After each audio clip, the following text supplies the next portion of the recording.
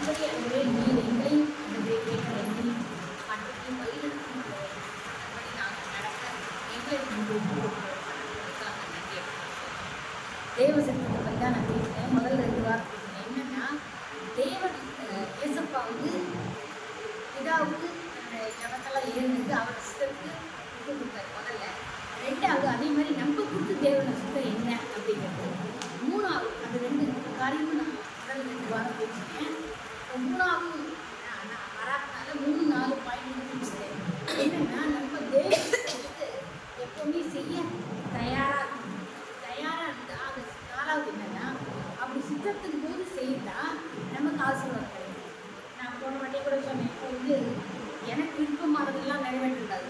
நான் படிக்க அந்த வாழ்க்கையை கெடுக்க நினைக்கிறேன், இல்லை லஞ்சம் வாங்க நினைக்கிறேன், அந்த மாதிரி தவறான வழிகளை நான் ஈடுபட்டு பொய் பேசுகிறேன், யாருடைய வாழ்க்கையை கெடுக்கிறேன், கணவன் மனைவிக்குள்ள பிரச்சனை உண்டாக்கி அவங்களுக்கு இதெல்லாம் தேவனுக்கு சித்தமாக விருப்பமாக இருக்கலாம். அது மாதிரி நம்மள்கிட்ட யாருக்கும் அந்த மாதிரி விருப்பம் இருக்காது. எனக்கு சொல்ல வரேன்னா, லஞ்சம் வாங்கினா எல்லாருமே வாங்குறாங்க, நல்லா தான் இருக்காங்க அப்படின்னு நாங்கள் லஞ்சம் வாங்கக்கூடாது. கத்தோட சித்தம் அது இல்லை. அது மாதிரி கத்தோட விருப்பம் என்னங்கிறத நம்ம பார்க்கணும். அவரோட விருப்பத்துக்கு நம்ம உட்பட்டோம்னா அவரோட சித்தத்துக்கு தான் நம்ம செய்வோம். அது சங்கீதம் 40:8 அப்படின்னா, என் தேவனே உங்களுக்கு பிரியமானதை செய்ய விரும்புகிறேன், ஒரு நியாயப்பிரமாணம் உங்கள் உள்ளத்துக்கு இருக்கிறது என்று சொன்னேன். அப்போ நியாயப்பிரமாணம் இப்போ இந்த கட்டளைகள் அன்பு காட்டுறது. நம்ம இந்த நியாயப்பிரமாணத்தை சொன்னால் அவரோட சித்தத்தை முடிச்சிருக்காங்கன்னா கண்டிப்பாக அவருக்கு பிரியமானதாக நம்ம செய்வோம். இதை தான் 143:10 சொல்லுது. சங்கீதம் 143:10 அவருக்கு பிரியமானபடி நடக்கணும். படுது 143:10 10 உமக்கு பிரியமானது செய்ய எனக்கு போதித்ததும் நீரே என் தேவன், உம்முடைய நல்ல ஆவி என்னை செவ்வையான வழியிலே நடத்துவராக. அவரோட சித்தத்துக்கு நம்ம ஒப்பு கொடுக்குறோன்னா அவருக்கு பிரியமானதான் நடக்கணும். இப்போ லஞ்சம் வாங்குறதோ, இல்லை அன்பு செலுத்தாமல் இருக்கிறதோ, ஒருத்தருக்கு பிரச்சனை உண்டாக்குறதோ, பொய் சொல்றதோ, அதெல்லாம் பிரியமில்லாத காரியம். அவரோட சித்தம் அது கிடையாது. அவரோட சித்தத்துக்கு நம்ம ஒப்பு கொடுக்கணும்னா என்ன பண்ணால் அவருக்கு பிரியமானது தான் செய்யணும். அதுதான் அவரோட சித்தம் அர்த்தம். ஒரு சித்தம் செய்யக்கூடாதாக நம்ம முதல்லயே என்ன பண்ணுறோம், ஜெபிக்கிறதே. Matthew 6:10 பாருங்க. நம்மளோட சித்தம் பரமண்டத்திலே செய்யக்கூட பூமியில் செய்யக்கூடாது இருக்கிறோம். Matthew 6:10 9வது பேஜ். ப்ரேயர் பண்ணுறதுக்கு என்னுடைய 6:10 உம்முடைய ராஜ்யம் வருவதாக, உம்முடைய சித்தம் பரமண்டலத்தில் செய்யப்படுகிறதை போல பூமியிலும் செய்யப்படுவதாக. அப்பவே நம்ம என்ன சொல்றோம், உங்க சித்த பிரகாரம் தான் எனக்கு நடக்கணுங்கிறோம். உங்க சித்தம் என்னவோ அதுதான். அப்போஸ்தலர் 21:14 படிக்கல, பேஜ் நம்பர் 194. 21:14. அதாவது கர்த்தரோட சித்தத்துக்கு பவுல் வந்து சம்மதியாதபடினால் கர்த்தருடைய சித்தம் ஆக கடவது என்று அமர்ந்திருந்து பவுல் ஒரு இடத்துக்கு போறதுக்கு இவங்களுக்குலாம் விருப்பம் இல்லை. ஏன்னா அங்கே வந்து நிறைய பிரச்சனை வரும் பவுலுக்கு. ஆனால் அவர் சொல்ற, ஏன் நீங்க அழுது 14வது வசனம் பாருங்க, ஏன் நீங்க அழுது. அதற்கு பவுல், நீங்கள் அழுது என் இருதயத்தை ஏன் உடைந்து போக பண்ணுகிறீர்கள்? எருசலேமில் நான் கர்த்தராகிய இயேசுவின் நாமத்திற்காக கட்டப்படுவதற்கு மாத்திரமல்ல, மரிப்பதற்கும் ஆயத்தமாய் இருக்கிறேன். எப்படி பாருங்க, பவுல் தன் அவ்வளவு அழகா தேவ சித்தத்துக்கு ஒப்பு கொடுக்குறது. என்ன ஆனாலும் சரி, கர்த்தரோட சித்தத்துக்கு தான் நான் செய்கிறேன், வரிச்சாலும் பரவாயில்ல, என்னை கட்டினாலும் பரவாயில்லன்னு. ஸோ அவங்க என்ன பண்ணாங்க, கூட இருந்த சிஷியர்கள்லாம், சரி இவரை இவ்வளோ விருப்பப்படுறது, சரி கர்த்தரோட சித்தம் என்னமோ ஆகட்டும் அப்படின்னு அவங்க ஒப்பு கொடுக்குறது. அந்த மாதிரி அந்த ஆண்டவருக்கு சித்தமானது இன்னென்று செய்யணும் அப்படின்னு நினைக்கிறத தவிர தேவையில்லாத ஒருத்தர் வந்து இன்னைக்கு கூட சேர்த்து வச்சுருக்கேன், இந்த பெரிய கோடவுன் கட்டி இந்த நெல்லெல்லாம் நான் சேர்த்து வைக்கிறேங்கிறான். ஆனால் அன்றைக்கி இரவே அவன் போனால் என்ன தெரியும். ஸோ கர்த்தரோட சித்தத்துக்கு என்னென்னது உணரணும், அதை தான் அவன் பண்ணணும். யாக்கோபு 4:15 படிக்கிறேன், பேஜ் நம்பர் 315. 4:15 யாக்கோபு 4. ஆண்டவருக்கு சித்தமானால் நாங்களும் உயிரோடு இருந்தால் என்ன எண்ணத்தை செய்வோம் என்று சொல்ல வேண்டும். அந்த இவன் சொல்கிறான் பாருங்க, இன்னைக்கு ராத்திரி அவன் போனான் கோடவுன் கட்டி இந்த நெல்லெல்லாம் சேர்த்து வைக்கிறான். வந்து கர்த்தருக்கு சித்தமான இந்த செய்யலாம். நம்ம அவரோட சித்தத்துக்கு ஒப்பு கொடுக்கணும். அதை வந்து ஏன் விருப்பம் இப்படி அது நடக்குமா இது நடக்குமா நம்ம நினைக்கக்கூடாது. கொலோசியர் 1:9 படிக்கிறேன், 275 பேஜ். நம்ம என்ன சித்தம்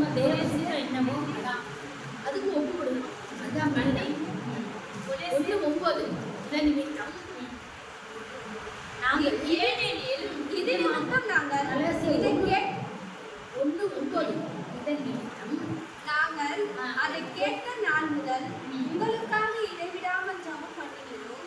நீங்கள் எல்லாம் ஞானத்தோடும் ஆவிக்குரிய விவேகத்தோடும் அவருடைய சித்தத்தை அறிகிற அறிவினாலே நிரப்பப்படும். அதுதான் நமக்கு முக்கியம்.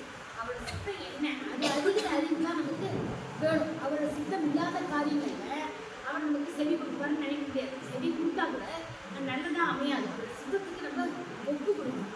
2 கொரிந்தியர் 8:5 251 பேஜ்.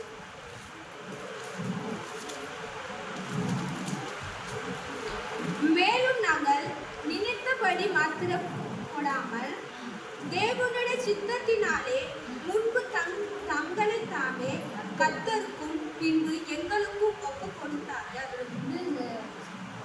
பவுல் வந்து மக்களின சபையில் போய் ஊழியம் செய்கிற போது அப்போ அவர் சொல்கிறார், ஜனங்கள் என்ன பண்ணுறாங்க, அவங்க நினச்சபடி இஷ்டத்துக்கு இல்லாமல் ஊழியக்காரர்கள் பேச்சு கேட்டு கர்த்தரோட பேச்சு கேட்டு நடக்கிறாங்க. அந்த மாதிரி நம்ம வந்து எப்போதுமே கர்த்தரோட சித்தத்துக்கு ஒப்பு கொடுத்து ஊழியக்காரரோட பேச்சு கேட்கணும். அந்த சித்தத்துக்கு ஒப்பு கொடுத்தா நம்ம காரியங்கள்லாம் நிச்சயமாக நல்லதாக நடக்கும். மனப்பூர்வமாக அவரோட சித்தத்துக்கு ஒப்பு கொடுக்கும்போது கண்டிப்பாக அந்த காரியங்கள் நடக்கும். எபேசியர் 6:6 பாருங்க, 269 பேஜ். மனுஷனுக்கு பிரியமாய் இருக்க விரும்புகிறாக வாரிக்கு ஊழியம் செய்யாமல் கிறிஸ்துவின் ஊழியக்காரராக மனப்பூர்வமாய் தேவனுடைய சித்தத்தின்படி செய்யுங்கள். ஊழியக்காரர்களும் அப்படி மனப்பூர்வமாக சித்தத்தின்படி செய்யணும். நம்பணும் ஊழியக்காரர்கள் எப்படி நம்ம நடத்துறாங்களோ அதே மாதிரி கர்த்தருக்கும் கீழ்ப்படிஞ்சு மனப்பூர்வமாக நம்ம செஞ்சோம்னா அந்த காரியம் கண்டிப்பாக நடக்கும். அவரோட சித்தத்துக்கு நம்ம என்னதென்று உணர்ந்து கொள்ளணும். அதுக்குரிய அறிவை நமக்கு கர்த்தர் தரணும். எபேசியர் 5:17 படிக்கிறோம். ஆகையால் நீங்கள் மதியற்றவர்களாயிராமல் கர்த்தருடைய சித்தம் இன்னதென்று உணர்ந்து கொள்ளுங்கள். அது எப்படி நமக்கு நினைப்போம், நம்ம ஜெபிக்கிறதே தான் அவரோட சித்தம் நமக்கு தெரியும். கர்த்தர் வந்து நம்ம அவருக்கு ஒப்பு கொடுக்கும்போது அவரோட சித்தம் என்ன பண்ணுவார், தடங்கள் சொல்லுவார். அப்போனா அவரோட சித்தம் அது இல்லை அப்படின்னு நம்ம புரிஞ்சுக்கணும். நான் முன்னாடி சொல்ல மாட்டீங்களா, லஞ்சம் வாங்குறதோ, பொய் சொல்கிறதோ, ஒருத்தருக்கா விவகாரத்தை கெடுக்கிறதோ, மீதி பேருக்கு வர வேண்டிய பணத்தை போய் நம்ம தடுத்து விட்டு வாங்குறதோ, அது எல்லா காரியங்களையும் கர்த்தருக்கு சித்தம் இல்லாத காரியம் பண்ணுறதா இருந்தால் அது கண்டிப்பாக கர்த்தர் செய்ய மாட்டேன். அவர் சித்தமும் இல்லை, நாங்கள் விருப்பம் நமக்கு அப்படின்னு நம்ம இஷ்டத்துக்கு பண்ணினோம்னா கண்டிப்பாக அந்த இடத்துல நம்ம நிறைய பேர் பார்ப்போம். இப்போ லஞ்சம் வாங்குறாங்க, தவறான வேலை செய்கிறாங்க. இப்போ பாருங்க, அந்த ஆட்சி போனால் அடுத்த ஆட்சி வந்தால் அவங்க மாட்டிக்கிறாங்க. அதே மாதிரி நம்ம ஆஃபீஸஸில் கூட நிறைய பேர் கடன் வாங்குறாங்க, லஞ்சம் வாங்குறாங்க. இடத்துல ஒரு காலத்தில் அது மாட்டி ரிட்டையர் ஆகிற சமயத்தில் ரொம்ப அவமானப்படுறாங்க. கர்த்தரோட சித்தத்துக்கு ஒப்பு கொடுத்து அவர் என்ன சொல்கிறாரோ, அவரோட சித்தம் என்ன, இது இவரோட சித்தமா, இதை நம்ம நடக்கிறதே அவருக்கு பிடிக்குமா அப்படிங்கிறத பார்த்து தான் செய்யும். அதுதான் முதல்ல வந்து இதை என்ன பண்ணணும், பிதா எப்படி கர்த்தர் சித்தத்துக்கு ஒப்பு கொடுத்தாரோ அதே மாதிரி. 2வது தேவ சித்தம் என்னவோ அதுக்கு நம்ம தயாராக இருக்கணும். 3வது அவர் சித்தத்துக்கு நல்லா ஆசீர்வாதம் கிடைக்கும். 4வது அப்படி சித்தத்துக்கு நம்ம செஞ்சாதான் நம்ம ஆசீர்வாதத்தை பெற்றுக்கொள்கிறோம். இல்லைன்னா ஒரு சமயம் நம்ம ரொம்ப புடுங்குறோம்னு சொல்லுவேன். தேவன் எப்படின்னே இருந்தால் கர்த்தர் என்ன பண்ணுவார், பசங்க பண்ணுறாங்க இல்லைங்களா, புடுங்குறாங்க. அப்போ என்ன பண்ணுவோம், நல்லதோ கெடுதலோ அவங்களுக்கு சாக்லேட் கெடுதல் தான். ஆனால் நம்மளால் ஏதாவது நல்லா பண்ண முடியுதா பசங்களுக்கு, ஏன்னா அது அடக்க முடியல, வாங்கி தரோம். ஆனால் பல்லு சுத்தியாக இருக்குது, ஏதோ ஒன்று வருது, வேறு வழி. இந்த மாதிரி கர்த்தர் நீங்கள் பிடிங்கினா சரி என்ன பண்ணுறது, இதை ரொம்ப பிடுங்குறாங்கன்னு பிடிச்சிடுவார். ஆனால் அது நமக்கு நல்லது இல்லாதான். அதனால் கர்த்தரோட சித்தத்துக்கு ஒப்பு கொடுத்து நான் எப்போதும் அப்படி தான் ஜீவிப்பேன். தடையா, அந்த தடைனா அதை நம்ம புரிஞ்சுக்கணும். அந்த தடையில் அந்த காரியத்தை செய்யக்கூடாது அப்படின்னு. அந்த தடையும் மீறி அதை பண்ணி இதை பண்ணி தேவையில்லாத காரியங்கள் பண்ணி நம்ம மாட்டிக்கூடாது. அவரோட சித்தத்துக்கு ஒப்பு கொடுத்தாதான் அந்த ஆசீர்வாதத்தை நம்ம முழுமையாக பெற்றுக்கொள்ள முடியும். அவரோட ராஜ்யத்தில் பிரவேசிக்கணும்னா அவரோட சித்தத்துக்கு தான் ஒப்பு கொடுக்கணும்.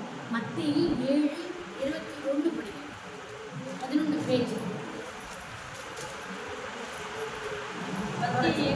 பரலோகத்தில் இருக்கிற என் பிதாவின் சித்தத்தின்படி செய்கிறவனே பரலோக ராஜ்யத்தில் பிரவேசிப்பானானால் என்னை நோக்கி கர்த்தாவே கர்த்தாவே என்று சொல்கிறவர் அதில் பிரவேசிப்பதில்லை. அநேக நாங்கள் வந்து அப்படி இருந்தோமே அப்படின்னு கர்த்தாவே கர்த்தாவேன்னு சொன்னால் பிரயோஜனம் இல்லை. அவரோட சித்தத்துக்கு ஒப்பு கொடுத்தாதான் பரலோக ராஜ்யத்தில் நம்ம பிரவேசிக்க முடியும். நம்ம ஒத்துடைய எண்ணம் என்ன, நித்திய ஜீவன் நம்ம பெற்றுக்கொள்ளணும், பரலோக ராஜ்யத்தில் போகணும். அதுக்காக தான் ஒவ்வொரு நாளும் நம்ம கர்த்தருக்குள்ள வந்து ரட்சிக்கப்பட்டாங்க, நம்ம அதுக்கு நடக்கணும். அப்போ அந்த பரலோக ராஜ்யத்தில் பிரவேசிக்கணும்னா அவர் சித்தத்துக்கு நம்ம முதல்ல ஒப்பு கொடுக்கணும். அவர் சித்தமோ அதை மட்டும்தான் நம்ம கேட்கணும். அதே மாதிரி தான் அப்பதான் அந்த ராஜ்யத்தில் நம்ம நிலைத்து நிற்க முடியும். 1 யோவான் 2:17 யோவான் 2:17 பேஜ் நம்பர் 326. உலகமும் அது நிச்சயம் ஒழிந்து போகும். தேவனுடைய சித்தத்தின்படி செய்கிறவன் எவனோ என்றென்றைக்கும் நிலைத்திருப்பார். அவனை சித்தத்துக்கு நம்ம செஞ்சாதான் நம்ம என்ன பண்ண முடியும்? அவரை நிலைச்சு நிற்க முடியும். இங்கேயும் சரி, பரலோக ராஜ்யத்தையும் சரி, அவரோட சித்தத்துக்கு செஞ்சாதான் என்றென்றைக்கும் நம்ம நிலைத்து மாம்சத்திற்பட்டு இந்த வாழற வாழ்க்கையிலும் இம்மையிலும் சரி மறுமையிலும் சரி, இம்மையிலையும் நம்ம கட்டக்குள்ள நிலைச்சு நிற்க முடியும். கடைசி வரைக்கும் நல்லா போராடி முடித்தேன், காத்துக்கொண்டேன், ஜீவத்தை எடுத்து பெற்றுக்கொண்டேன் போது சொல்றாரு. அந்த மாதிரி அவர் சித்தத்துக்கு ஒப்பு கொடுக்கும் போது நம்ம என்று நினைக்கும் இந்த இம்மையிலும் நிலைத்திருக்கும். பின்மாற்றம் அடைஞ்சிடுறாங்க பாரு. நிறைய பேர் பார்த்தீங்கன்னா ஒன்று பணம் காசு வந்தால் பின்மாற்றம் அடைஞ்சிடுறாங்க. காணாத கண்டு பணம் வந்தோன்னு தவறான வீட்டுக்கு போயிடுறாங்க. இல்லை ரொம்ப தரித்திரனாயிட்டா கத்தர்தான் அந்த தரித்திரத்தை கொடுத்தாரு, நான் ஏன் கத்தரை பின்பற்றணும் அப்படி பின்மாற்றம் அடைஞ்சிடுறாங்க. ஒரு இடத்துல நீதிமன்றத்தில் சொல்லுவாங்க, எப்போது அந்த வசனம் எனக்கு ரொம்ப பிடிக்கும். ஐஸ்வர்யத்திலையும் சரி தரித்திரத்திலையும் சரி நான் பின்மாற்றம் அடைஞ்சிருக்காது என்ன அப்படின்னு நீதிமொழிகள். ஆமாம், 30 நீதிமொழிகள் கடைசி வசனம். நீதிமொழிகள் 30 நான் பரிபூரணம் அடைகிறதினால் மறுதலித்து கர்த்தர் யார் என்று சொல்லாத படிக்கும், தரித்திரப்படுகிறதினால் திருடி என் தேவனுடைய நாமத்தை வீட்டிலே வழங்காத படிக்கும், என் படியை எனக்கு அளந்து என்னை போஷித்தோம். 37. அந்த மாதிரி சில பேர் என்ன பண்றாங்க, ஐஸ்வர்யம் வந்தா அவர் விட்டு போயிடுறாங்க. இல்லை தரித்திரம் வந்தா கர்த்தர்க்குள்ள கொஞ்சம் கூட பொறுமை இல்லை, காத்து ஜெபிக்கிறது எதுக்காகன்னு தெரியாது. கொஞ்ச நாள் நம்ம படுபடி இருக்கும் அந்த தரித்திரம், அது உடனே மாறிடும். கர்த்தர் அதை நினைச்சு நிற்க வைக்கவே விட மாட்டேன். ஒரு வேளை சில சோதனைக்கா ஐயோ எப்படி கஷ்டப்பட்டாங்கன்னா அதனால பின்மாற்றம் அடையலை. இப்படி ஒரு வேளை ஒரு நாள் வேலை இல்லாமல் இன்னைக்கு இந்த இவர் சொன்னார் ஆனந்த், எனக்கு 3 நாளாக வேலை இல்லை.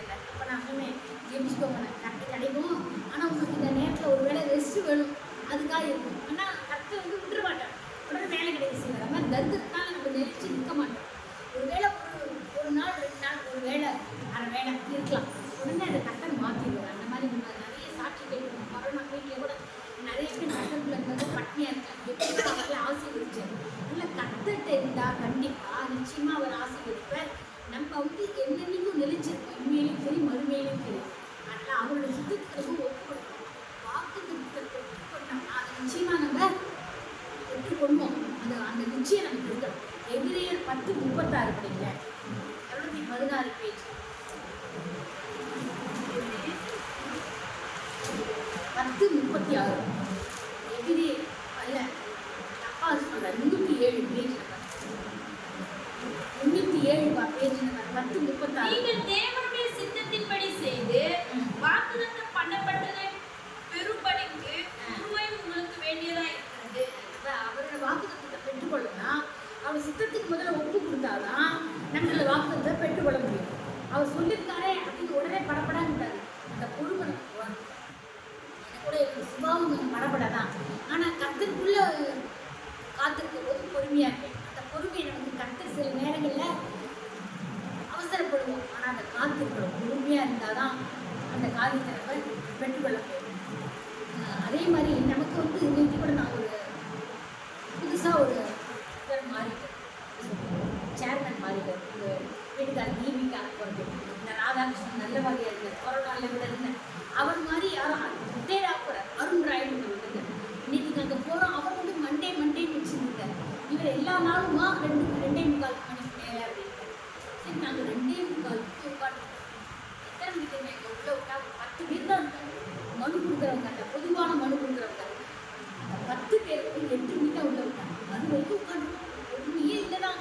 ஆனால் நான் சோதனை சொல்லிட்டே இருந்தேன். ஆனால் நான் தான் சொன்னேன், இந்த 10 பேரும் என்னென்னா மனு கொடுக்க பெட்டிஷன் கொடுக்க வந்திருக்காங்க. ஏதோ ஒரு தப்பு பண்ணி இப்போ எங்கள் வீட்டுக்காராவே எங்கிட்ட பக்கத்தில் உட்காந்து சொல்கிறார், ஒழுங்காக சொன்ன மாதிரி நான் வேலை செஞ்சால் ஒழுங்காக எனக்கு பென்ஷன் கொடுக்கும்.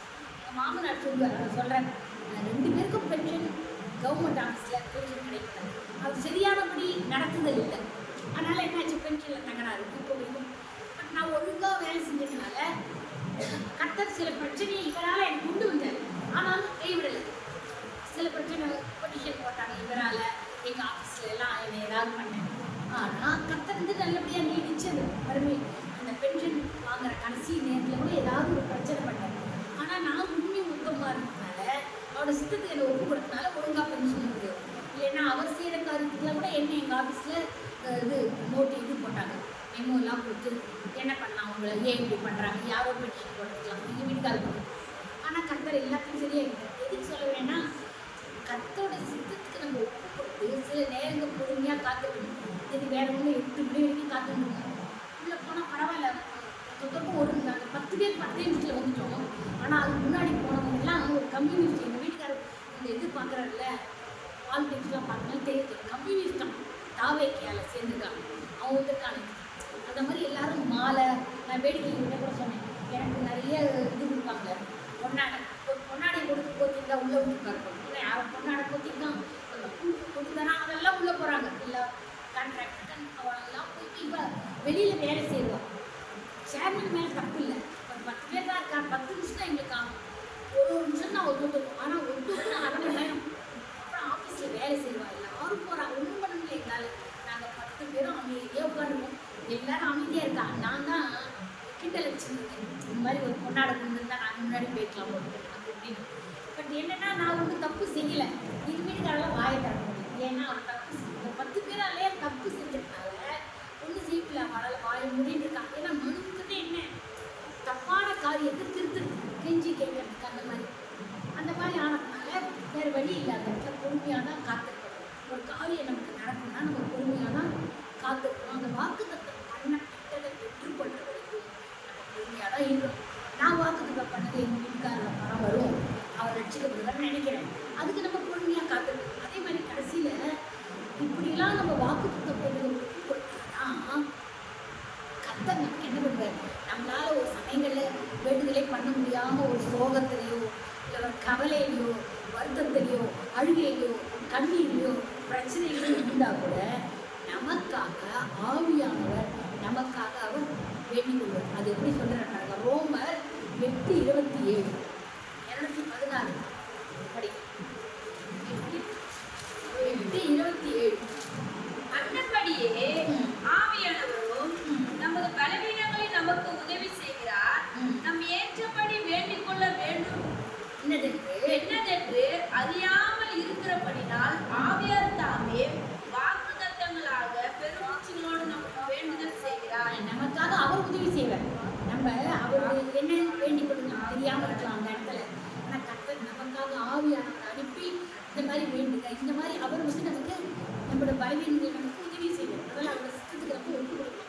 ஒன்றும் இல்லை, 1 யோவான் 5:14 பயிற்சி படிக்கிறேன், 330 பேஜ் பிடிச்சிடுறேன். 1 யோவான் 5:14-15 நாம் எதையாகிலும் அவருடைய சித்தத்தின்படி கேட்டால் அவர் நமக்கு செவி பிடிக்கிறார் என்பதை அவரை பற்றி நாம் கொண்டிருக்கிற தைரியம். எதை கேட்டால் அவர் நமக்கு செவி பிடிப்பார் அப்படின்னு அறிஞ்சிருந்தால் நம்ம என்ன பண்ணுவோம், கேட்டவே பெற்றுக்கொள்ளணும், கொண்டோமிட்டு அறிந்திருக்கிறோம். அப்படின்னா எதை கேட்கணும், தைரியமாக என்னால் கேட்க முடியும்னா, நான் இந்த லஞ்சம் வாங்கணும்னு நினைக்கிறேன் அப்படின்னா தைரியமாக கேட்க முடியுமா? தப்பு செய்யணும், அந்த குடியை அவர் குடும்பத்தை நான் கெடுக்கணும் அப்படின்னு நினைக்கிறேன் அப்படின்னா பெற்ற முடியாது. தைரியமாக நான் அவரோட சித்தத்துக்கு ஒப்பு கொடுத்து அவர் அறிகிற அறிவு எனக்கு தெரிஞ்சாதான் நான் வேண்டிக் கொண்டிருக்கிற கருத்தை கண்டிப்பாக எனக்கு செய்வேன். அப்போ நம்ம அறிஞ்சிருக்கோம்னா உறுதியாக நம்ம பெற்றுக்கணும்னு நிச்சயப்பட யோகு பாட்டு 33:26 662 பழைய ஏற்பாடு.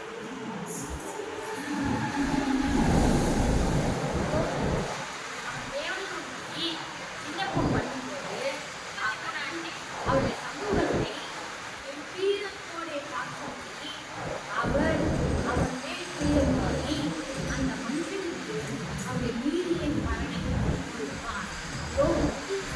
விண்ணப்பம் பண்ணுறேன், தேவனை பண்ணிட்டே நான் அவருக்கு நான் பூஜிக்கல, கர்த்தருக்கு சித்தம் இது, நான் நன்மை அனுபவிச்ச தீமை அனுபவிக்கக்கூடாதான்னு பண்ணுறேன் சொல்கிறேன். இது மாதிரி ஃப்ரெண்ட்ஸ்கிட்ட எல்லாம் சொல்கிறேன், அந்த நீதியின் பலனை அவர் கண்டிப்பாக காசு பின்னாடி பெற்றுக்கொண்டார். நல்ல சில சமயங்களில் நம்ம ஒரு வேலை ஏதாவது ஒரு பிரச்சனையில் தரித்திரமோ எதுவும் வரலாம், ஆனால் அது நிலைச்சு நிற்காது.